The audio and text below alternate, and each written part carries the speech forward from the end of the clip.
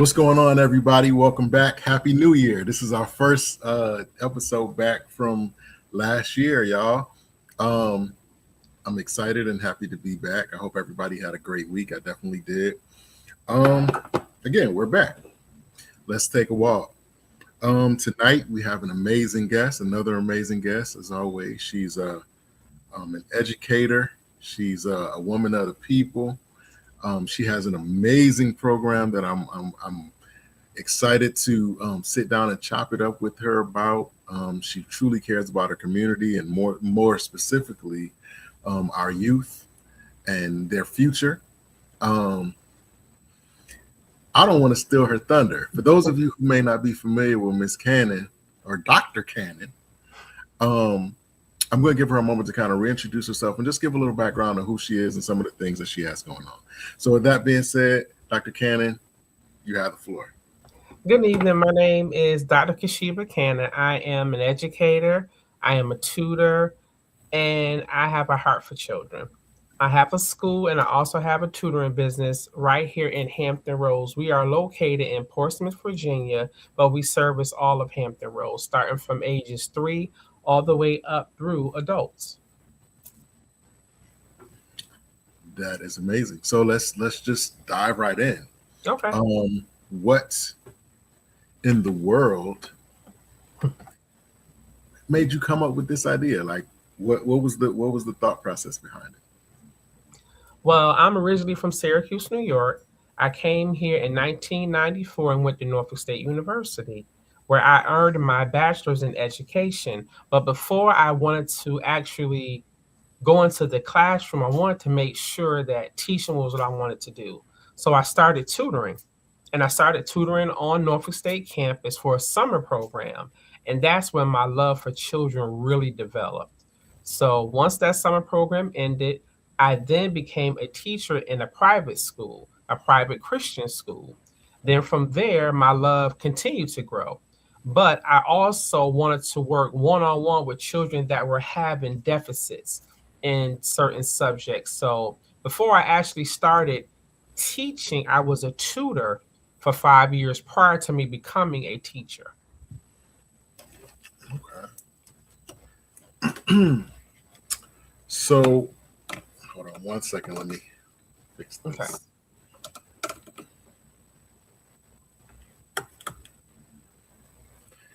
So what you have ventured out to do, I definitely respect and take my hat off to, because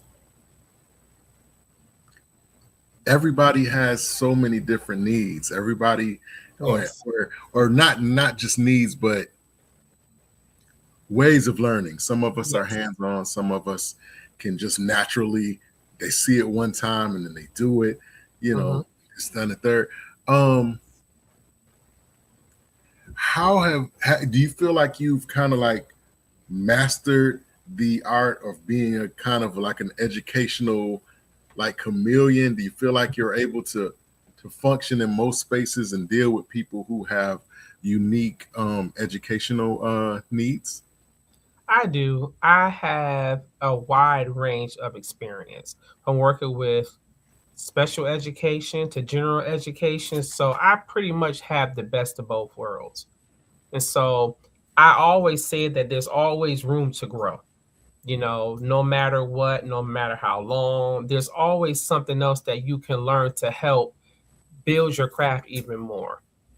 So, I'm pretty much whatever situation you put me in, I'm going to figure out a way to help that child or even help the family.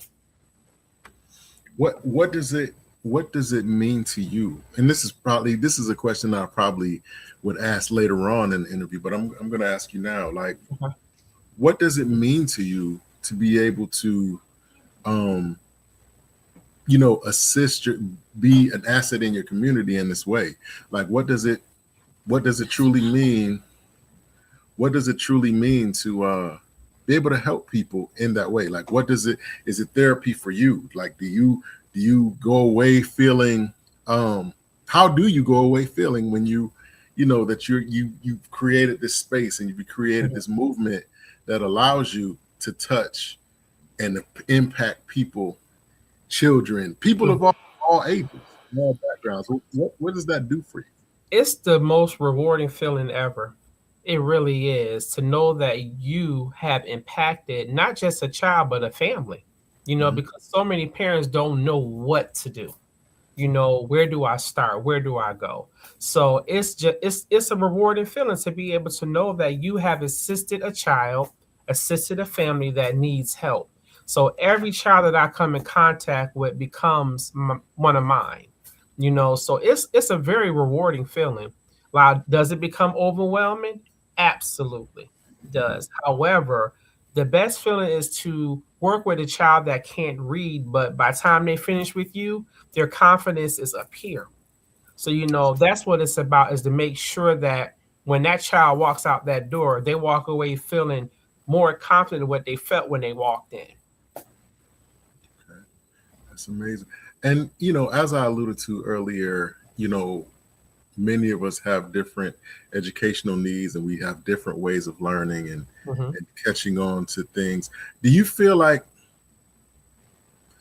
on the flip side of all that, do you feel like you've been in this long enough to have mastered the art of being able to um, deal with the ones that you couldn't help, if that makes sense? Like, are you have you been able to navigate your feelings as it pertains to the ones that you can't help? Do you still take it really hard, or like, how Hmm. do you navigate that? It's a very hard thing for me because I put my all into it. But the one thing that I understand with what I do is, there are children that you're going to be able to help immediately, but then there's those you're going to have to really take that time, pour into them, and also take the time to pour into the family. So when a child does not get it, does it hurt? Absolutely. Because you want to make sure that every child that you come in contact with, you're assisting them in some way. So yes, you do walk away feeling defeated, because you're like, well, could I have done something different? What didn't I do? So do you walk away feeling defeated at times? Absolutely. But that's more reason for me to keep pushing. Absolutely. So what has the reception been like from the community? Do you feel like you've had to um fight in certain ways to get to where you are, or do you feel like the community has embraced you and allowed Mhm. you to be free in what you're trying to do? I would have to say that Hampton Roads has definitely embraced me. I mean, over 25 years now. Mm, So they have definitely embraced me. They have supported me. And honestly, that is the best advertisement tool, is from parents, from parents of the children that you have worked with, that they have seen differences. So the community has definitely, definitely supported me throughout the years. Yes. okay. If there was one thing that you could point out about yourself that you didn't know about yourself prior to going into this, Hmm. what would you say is one prominent thing that this whole process has brought out of you that maybe you didn't know you possessed when you went into it? I would have to say resilience. Mm, okay. I would have to say resilience, and also very tough skin. Very Why? tough skin, Why? learning not to take everything literally or personally. Okay.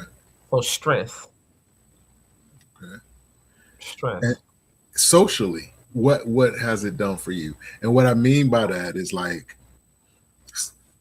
doing this podcast, right? Hmm. Since I've started doing this podcast, I've noticed that I've been able to have conversations with people better. Like, my conversation Hmm. is better. I'm more like in tune and more focused, and I can, Yes. more quick with it. From a personality slash social perspective, being the face of this organization, being the leader of this organization, Hmm. what what has it done for you socially? Do you feel, does it make you more, do you feel like you're more confident than you know what I'm saying? Do you feel more confident because of this, or like what are some things that you feel like it's brought out of you? Definitely more confident, Okay. because you have to be able to, when a parent comes to meet with you, you have to be able to not sell yourself, but be able to speak of the services that you provide, how effective they've been throughout the years. You have to really be able to show this family that, hey, I can do what you need. So definitely more confident, much more sociable. Hmm. You have to be. You have to be able to talk. You have to be able to express, what you can do, how you do it. So Hmm. very, very much confidence, much more confident. Okay. What do you say in like, I'm a kid that needs, some educational assistance, Hmm. and my parents bring me, what have you found to be the most common mistake um parents make when they bring their children to you, um for assistance? I would say not really knowing what their child needs. They're Okay. going off of what the teacher is telling them, but what do you see when you're working with them? Okay. And I always ask parents, so, yes, I want to know what the teacher says, but what do you see when you're working with them?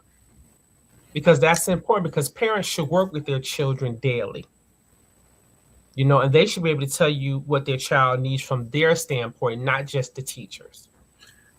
So what I hear you saying is, do you ever, you feel like like a barber or a bartender, um you hear, not only are you providing a service Hmm. as far as, tutoring and mentoring and all that, but what I hear you saying is that sometimes you have to get past certain mental obstacles before you Yeah, can actually get to um the meat of what you're actually trying to do. absolutely. Yes. um so what you're saying is, it's not always educational. It's like, it's No. not always a deficit, educationally. It's sometimes they're dealing with Yes. uh you know Some mental. psychological things. Yes. Yes. Yes. So Definitely. can you kind of like, without being too specific, can you kind of like expound on that? Well, what I would say is when you work with the child, you're in tune with them. Hmm. You can tell when they're just frustrated or if it's something more than frustration. You have to really be in tune and also not allow your frustration to cause that child to shut down. Mm, So you have to not just look at it as like, okay, this is just another child I'm a tutor. You have to right. also be able to zoom in to that child and see what their needs are. And you could tell when a child is going through something. You could tell when it's just, lack of, or is it really something more? You just have to really zoom in to the child and really pay attention to when they have those meltdowns, when they say they don't understand, when they shut down. You have to be in tune with that as well. So that must be, for you, that must be emotionally taxing at certain points. Do you feel like you have been able to master the art of not taking your work home with you? Like, is it hard for you to take off that hat and lay aside, the concerns of the day, or maybe that kid that was kind of difficult today, or whatever? Like, do you feel like you've mastered the art of trying to, of actually separating between what you No, do and who you are? no, I have not. Because I think for me, well, not I think, I know for me, every child that I come in contact with is my child. Mm, I don't look Wow. at them as just another customer. They are my child. So it's hard to separate the two. Wow. So how do you navigate it? Like, what do you do? Like, what are some of the things that, what are your, some of your coping mechanisms? What do you do? Honestly, pray, Mm, pray. I pray all the time just for God to keep not just my mind, but the children that I work with. Because a lot of these kids, believe it or not, when they come to me, I'm more than just a tutor. hmm. I'm a counselor, I'm a mentor, so that's why it's hard to take off that hat because a lot of kids confide in me, more than they confide in their own parents, Right. so it's hard to shut it on and shut it off, especially when it's children. Right. Right. So I'm not sure if do you have children of your own? No, I don't. Okay. So just doing what you're doing, do you feel like just in general you're more in tune with children? Do you feel like you have gained the superpower to be like the kid whisperer or what or what have you, just on a regular basis? And I think honestly, that's why I am the way I am with children because I don't have any of my own, Hmm. honestly. And I think that's why every child that I come in contact with, good, bad, whatever, I just latch to them. And even children who I have taught in the past, I still have connections with them at their 25, 30 years old now. And I taught them when they were 10, 11. Right. So it's just that a true educator is more than just being a teacher. Hmm. These children become your children, not just a student in your class. So it's just that heart of a teacher. And I think I know I got that from when I was in school. I Hmm. still know the teacher who to this day influenced me to want to be a teacher. Wow. Speaking of, I was going to ask, at this point in your career, who would you say is your greatest influence? My greatest influence is my parents. They really instilled in me the importance of education. And I had a principal when I was in high school, Mary Ellen Andrews. She was the one who honestly got me a personal tutor. And that's how I even picked up this love of tutoring because she took me into her home and paid for a tutor for me who worked with me one on one because I had a test that I had to pass to graduate. Wow. So that's how I even came up with the whole tutoring piece. It's from her. And that was over 30 years ago. Wow. So you always um have that educator that sticks with you. Absolutely. Yeah, as you should. You Yeah. should. Yeah. You should. um and this might sound like a funny question to you, but is there a stigma attached to being a tutor? Like, what I'm saying? Do you feel like kids are standoffish at first because when you have a tutor, then that means that there's something that you may not be catching on to, and Absolutely. or whatever. So Yeah. is that something that you find yourself having to overcome before you can even get to you know Hmm. the helping part, the Right. whole stigma of having to have a tutor or having a tutor? Absolutely. And what I do, I start at the age of 3. Mm, So what I told the parents is the first session, come in, we introduce, we meet, you go ahead and go and come back in an hour. That's how I build a relationship with the child. If the parent is there, then the child is either going to be A, scared, hmm. B, they're not going to be themselves, Right. So I and my sessions are closed, which means no parents can stay. Right.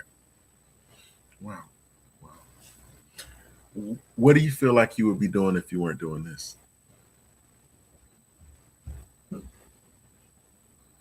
Honestly, I really don't know because I've always had a love for teaching. So there was so what I hear you saying is that there was never a plan B. Never. Nope. Wow. That's amazing. I always knew I wanted to be a teacher or a guidance counselor. Either one. Either one. That is amazing. What would you say is the most common misconception that people have about you? Um, that I mean, And why would they think that? because a lot of people tell me my demeanor. I'm Hmm. from New York, Yeah. so you Me too. know, it's just that it's just that stereotype. But I'm just as soft as a pillow. I really Understood. am. But people see me, oh yeah, she mean. Even parents, like when I was teaching in public school, oh she's mean. No, I'm not mean. I just need you to know what I'm saying is serious. Right. So so what's the biggest difference between this and public school, teaching in public school? A lot. Um, so I have blessed tutoring services, but I also have blessed Christian homeschool. I have Mhm. two different things. And so in my homeschool, it's homeschool. I just provide a safe space for the kids to come, just like a school day, smaller setting, and we provide instruction for them. Mhm. In a smaller setting, no class has over 14 kids. So we're able to work with the children on their levels, Mhm. and also build that confidence as well. As with public schools, it could be 30 kids in the classroom with one teacher. Right. We have two teachers in each class. And I did that so if there is a child that is not on grade level, instead of retaining them, let's put them in a small group and work with them one on one to see if that'll help before we Mhm. talk about retention. Oh, that's actually very very clever. That's Hmm. very clever. Um, Overall, what is your from the outside looking in now?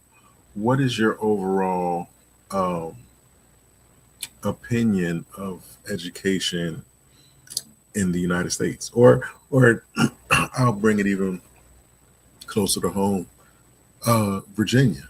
Like, what is your overall opinion of education in Virginia? Do you feel like it's being um, done in the right way? Do you feel like kids are being taught the way that they, in a responsible and effective way? Well, what I would say is I feel Hmm. since COVID, we have not been able to get back on track Hmm. because when you think about COVID, we shut down in the middle of the year. Then we did virtual, which a lot of parents really couldn't be hands on because they had to work, Right, which meant that children fell behind.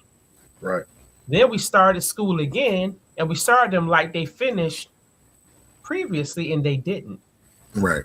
So you say no child left behind, but they actually were left behind because Mm, when we shut down, we put them on a computer to finish out the year. right. Then that next year, it was completely virtual. Parents could not sit with their child and do virtual. So what Hmm. happens? The child doesn't understand and they fall behind. But then the next year we open back up and we pass them and they missed basically two prior grades. So they're already left behind. Wow. So what would you suggest? What would you have suggested to bridge the gap? Do you I need the kids? personally would have suggested to start them where we stopped them Wow. Wow. because they missed a whole year and a half. Mm-hmm. So a child that will say kindergarten shut down. Mm-hmm. Then you do virtual first grade. They missed the basic skills from kindergarten.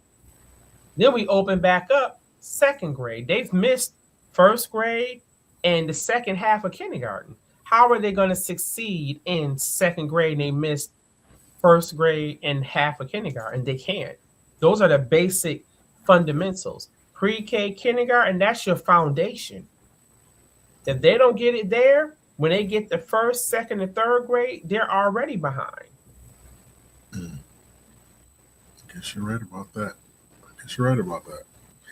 Um, yeah, I mean, I think that it's a very sensitive, especially when we talk about kids who may be developmentally, um, behind to begin with. You know what I Right, mean? So now you're right. setting them even more, even more behind. What are your thoughts on AI, Chat GPT, the whole thing? Is that an impediment to you in what you do, or is it a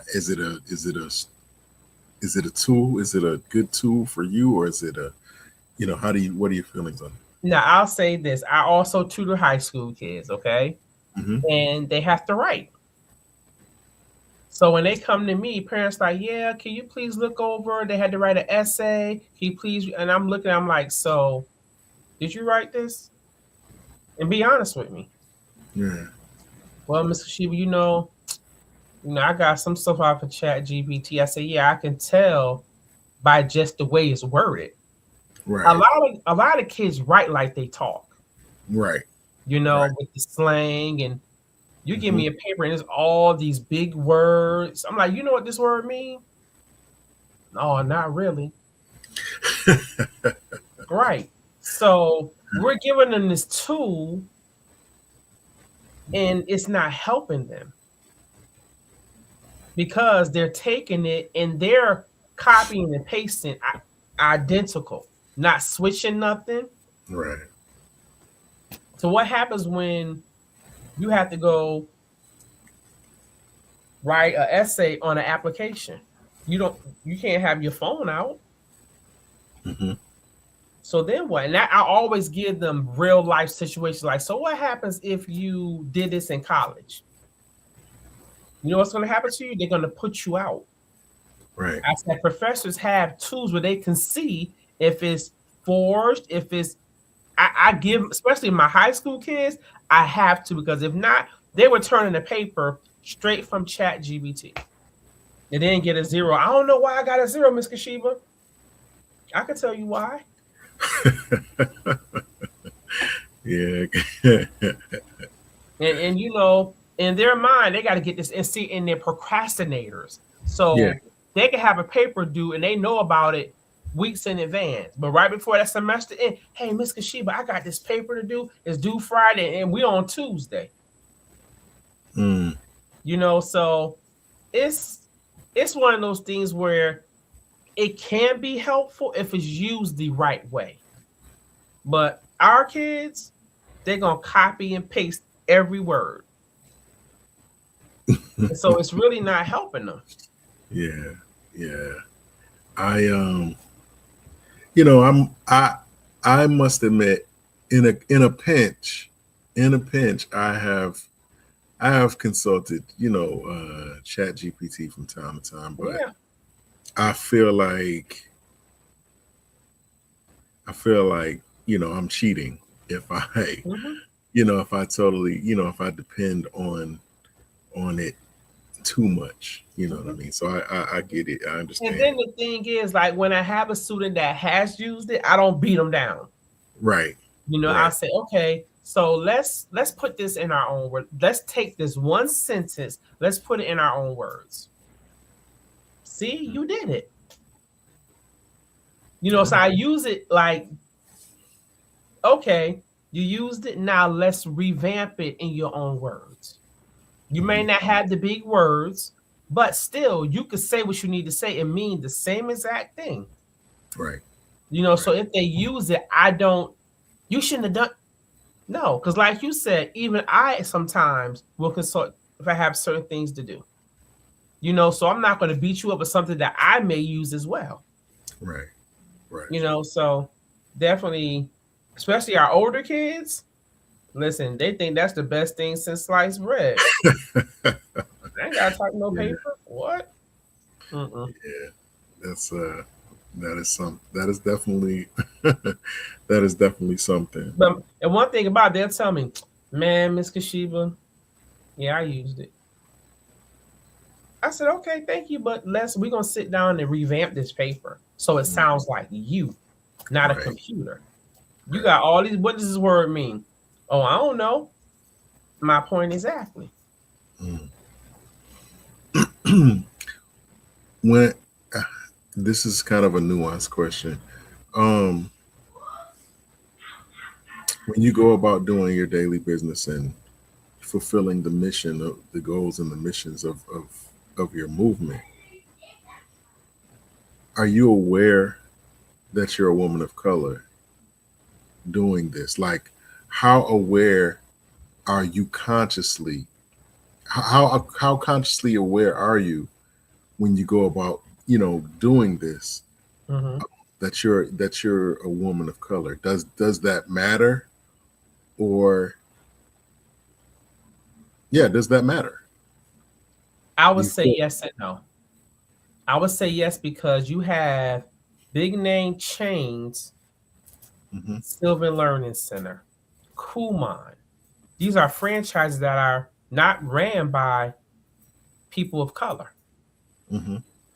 So to answer that question, yes, I always keep that in the back of my mind. That I'm doing this for our children.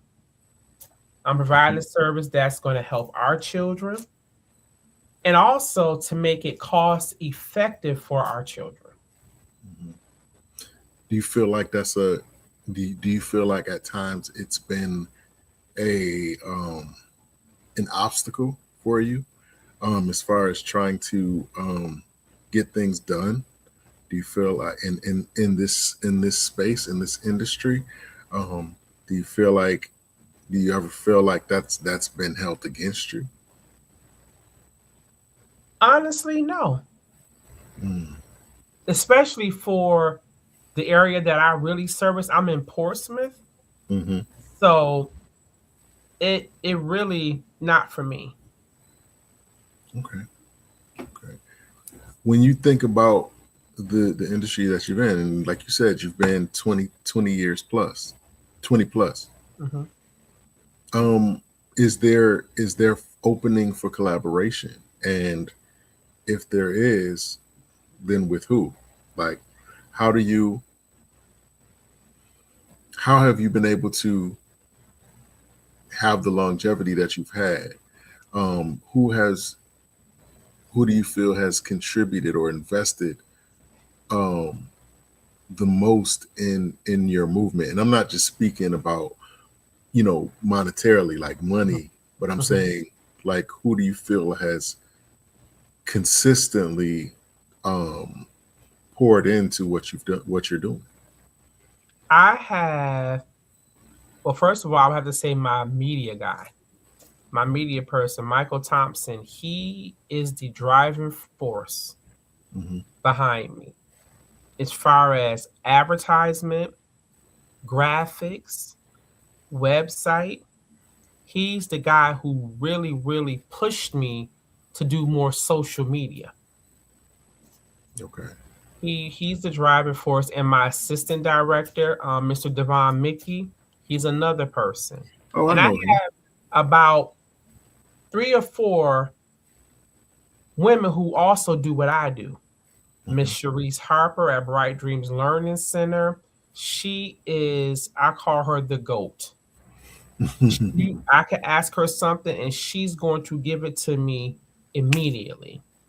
Mrs. Sylvia Sessoms, another person. You have to have two or three people that you can call and say, hey, they're asking for this. I don't know where to go. I don't know how to find it. Can you help me? And they'll do it, no questions asked. no competition, none of that. So it's hard to find people, honestly, that will collaborate with you without feeling that it's some type of competition. Right. It's really hard, but I'm blessed to have three or four in my corner that if I call any of them, they're going to assist me. And it's vice versa. They call me, I know what to do, let's do it. But my I feel like the best advertisement tool is word of mouth. Mm-hmm. You get you 4 or 5 good parents that can Mm-hmm. put what you do out there, because people are going to go off of what experience. Right. Right. I went to Miss Cannon and my son couldn't read, and by 3 months later, he was reading. They're going Mm. to go with because someone else received the services and they see the outcome. Okay. Okay. Um, let's kind of shift gears a little bit. Okay. Let's talk about Dr. Casheba Cannon, the person, the woman, the Mm-hmm. person. Um, what do you do? What are some of your interests outside of this great movement? What are some things that you do to kind of like take your mind off things or relax? I'm a traveler. Okay. I'm from Syracuse, New York.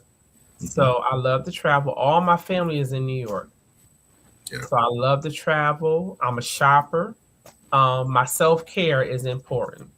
That's important. Hair, nails, that's important. You have to find that time to just unwind, because if not, you're constantly moving and you're actually forgetting about yourself. Right. So self-care, awareness, your self checks, because a lot of times as entrepreneurs, we're so busy helping everybody else that we forget ourselves. That's a fact.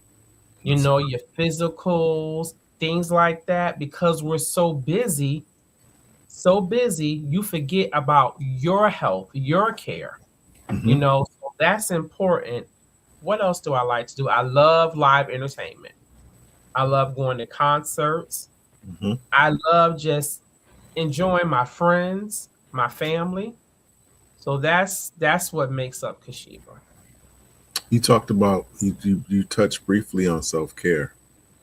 Um, why is self-care important to you? Self-care is important to me because it's me. Mm. It's me.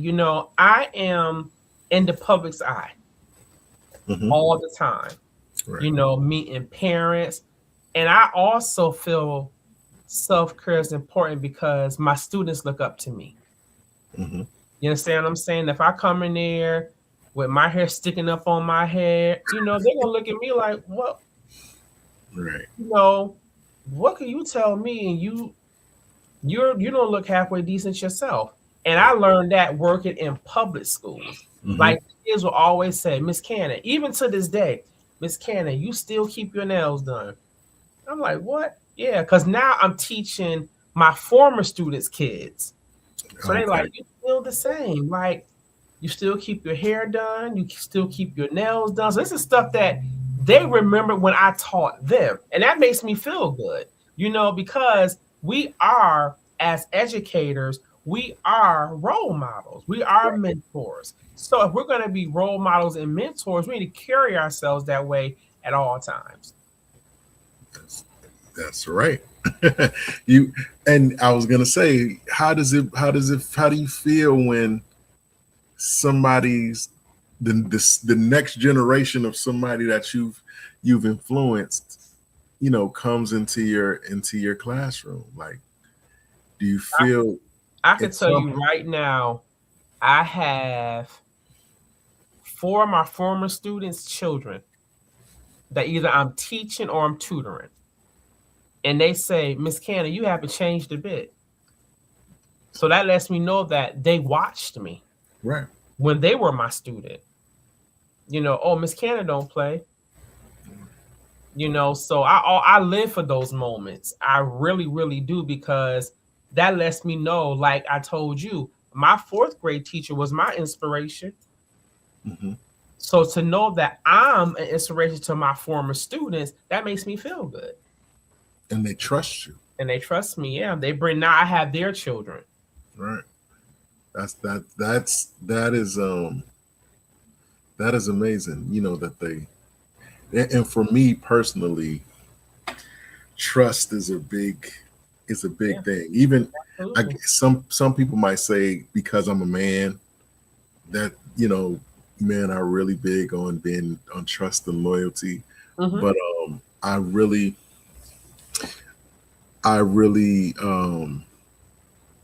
trust is a really big thing for me Yes, because if I trust you, you know what I'm saying, you can pretty much get anything that I have. You exactly. know what I'm saying? But Hmm. if you lose my trust, That's it. it's It's hard to get it back. yeah, if at all, you know what Yeah, I mean? Like it's very absolutely. yeah. And So that's I the one thing that I tell any child that I work with. Don't lie to me. Tell hmm me the truth. Deal with the consequence. If there will be a consequence, I may say, you know what, you told me, so just don't do it again. right. But that's something that I instill with every child that I work with. Hmm. Trust. Be Yeah, honest. that is an amazing thing. And I think I told you, but I'm from Rochester, New York. So Yep. we kind of like neighbors. So Upstate. so Yeah. yeah, I got you. I got you. So I definitely understand. I understand the vibe. Yeah. Um Being in Virginia, like Completely different. I was gonna ask you, like, Mhm. do you feel what's it like coming from there from Syracuse to Virginia and then ending up staying here, you know what I mean, like, Mhm. and doing such important work? Why not go back to Syracuse? Well, when I lived in Syracuse, I lived in the suburbs Okay. for Syracuse. Now we didn't start in the suburbs. We started in the project, Marbury Yeah. Square, you Yeah. know, and then we ended up moving to the suburbs. And when I lived in the projects, I felt like my teachers, they weren't in tune with me at Hmm. all. When I moved to the suburbs, that's when I had the teachers who I felt appearance wise, top notch. You know, they were the ones who stayed after school. They were the ones who called the parents. It was a total different era for me. So Hmm. I knew once I graduated high school, I was leaving. Wow. Everybody asked me, well, why didn't you go to Syracuse University? Mm-mm. Hmm. Now I knew that I wanted to leave Syracuse. Yeah. It wasn't, and the one thing about it, my parents pushed me to leave. Yeah. They were like, yeah, get out of Syracuse, try, out of New York State, period, which I was shocked because I'm a daddy's girl. So I was Right. shocked when he was like, get out of Syracuse, get out of New York State, go. And, I came to Virginia. I was supposed to go to Florida A&M, and Mm. Florida A&M sent me my letter late, and my parents had already paid their deposits. No, you going to Norfolk State. And I had family because that's where my Yeah. mom and dad were from, Florida and Georgia. So I was like, Okay. they don't let me go to Florida. Mm-mm. They paid them deposit. Oh, you going to Norfolk State? I was like, Mm. okay. So came to Norfolk State, and I didn't even want to go home for breaks. Wow. Wow. I did in like summer break. I was like, man, I gotta go back home. And then I met people here, that became family. So then I Right. didn't have to go home for the summers. Right. So it was one of those things that when I left, I was glad I left. Now, is there a difference? Absolutely. Like we didn't have to pay to have a car in New York. Yeah. We didn't pay property tax. I was Right. like, we got to pay to have a car? Mm-mm. You know, and Yeah. then I'm gonna go buy my car from New York. Then I'm like, I gotta go. Mm-mm. So then after I stopped doing that, it's like, okay, the difference. So there's a lot of things that are different here than New York. The price of living is different. Just different things like property tax. Like, what is that? Didn't know about that until, I got my car here and had to learn about all of that. So there was a big, big difference from Syracuse to Virginia. You brought up a good. You kind of sparked a question in me now.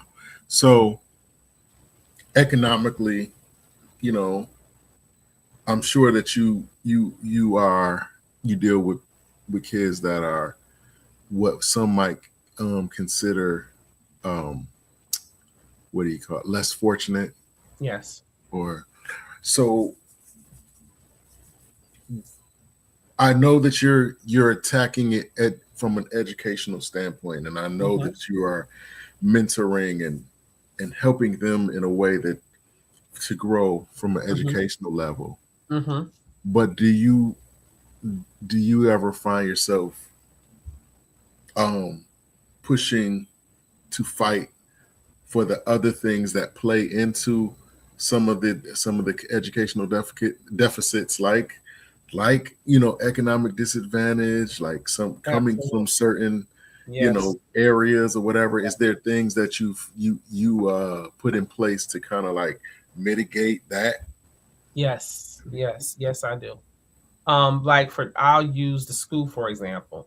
Um, if there's more than one child, that comes to register for the school, I'll say this to you: no child is turned away. Okay.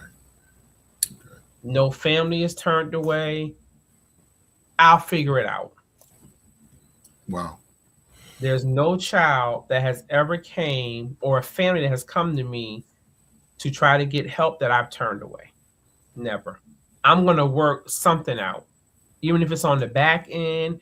And I'm blessed to have people who will donate, Mhm. sponsorships. So there's no child that I turn away.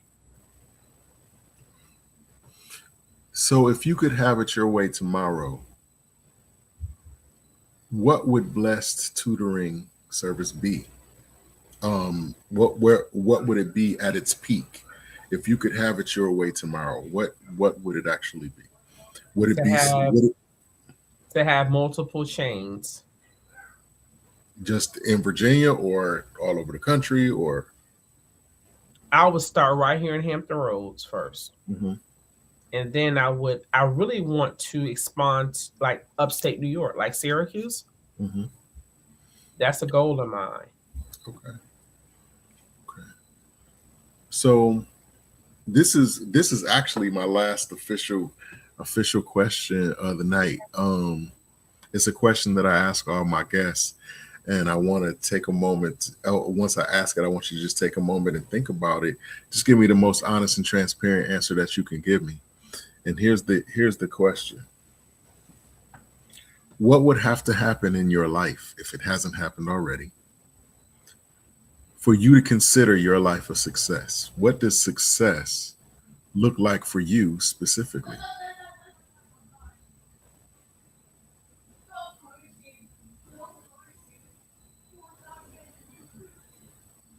What does it look like to me? Yeah, what would success be like for? What would you consider success for yourself? To be able to open several locations. Mm, okay, okay, That short and that right there. short and sweet. Okay, Yep. okay. If somebody wanted to get in touch with you, like maybe if they have a child that they want to enroll, or they just have a question in general, Mhm. and or maybe something that you said, you know, they want to, they may have questions about. How can they get in touch with you? Casheba Cannon right here on Facebook. They can contact you. www.blessedtutoringservices.com as well. Awesome. Okay. Is do you have anything? Is there anything coming up? Do you have any events lined up or anything Yes. that you? Yes, we have a summer program that we have starting in June. and it is an academic and recreational camp.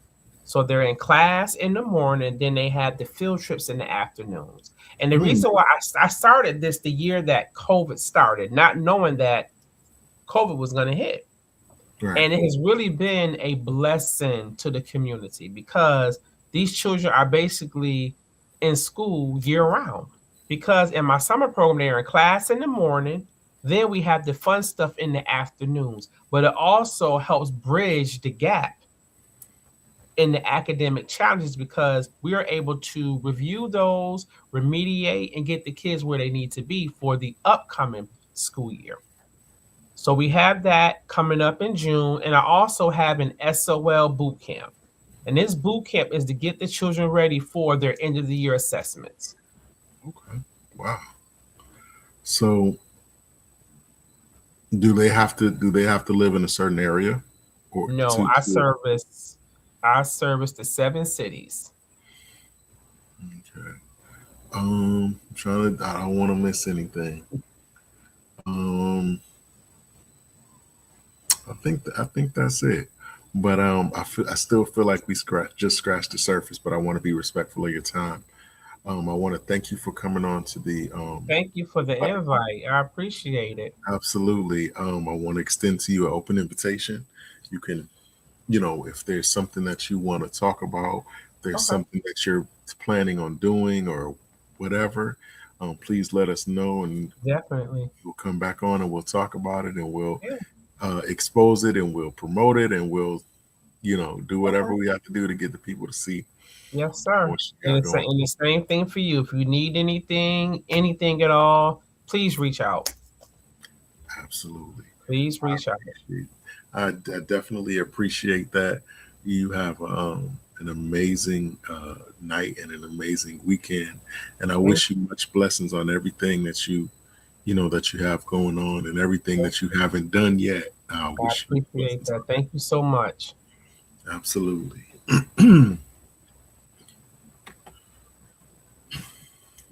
There you go, everybody. Another amazing interview with another amazing guest. Shout out to Dr. Casheba Cannon. Please check out her movement blessed tutoring service. um, she's doing a great work in the Hampton Roads community here in Virginia. But just because even if you don't live in the area, that doesn't mean that you can't impact her movement. If you want to sow, if you want to invest, if you want to send over some resource or whatever, you know what I mean, please reach out to her and set that up because she is truly doing an amazing work, an impactful work. And that's what this platform is geared towards highlighting, highlighting men and women who impact culture and community by way of their God-given gifts, as well as the gifts, as well as the products and services that they provide. I can't even talk today. Um, so please let us not take for granted, people like her that are giving of themselves to um, impact our youth, who in turn impact our future. The more educated we are, the more um, educationally suited we are, the more prepared we are, the more options we have, the more resources we have, the more things that we can do, you know, um, for our communities, and not just for our communities, but just for the country, for the world. You know what I mean? It's a very it's a very heavy and deep um, project. Definitely something that I definitely take my hat off to. I definitely can respect that because I know that it takes a certain level of love and patience and grace that some of us are still challenged with, but we're growing. Um, but with that being said, guys, I thank you for coming on, and I thank the people that are going to watch the playback later on in advance. Thank you for coming on and watching and chiming in. I truly appreciate it. We truly appreciate it. Um, with that being said, I'm going to let y'all go. Y'all have a great night and a great weekend. I'll be on here tomorrow too. So look out. All right.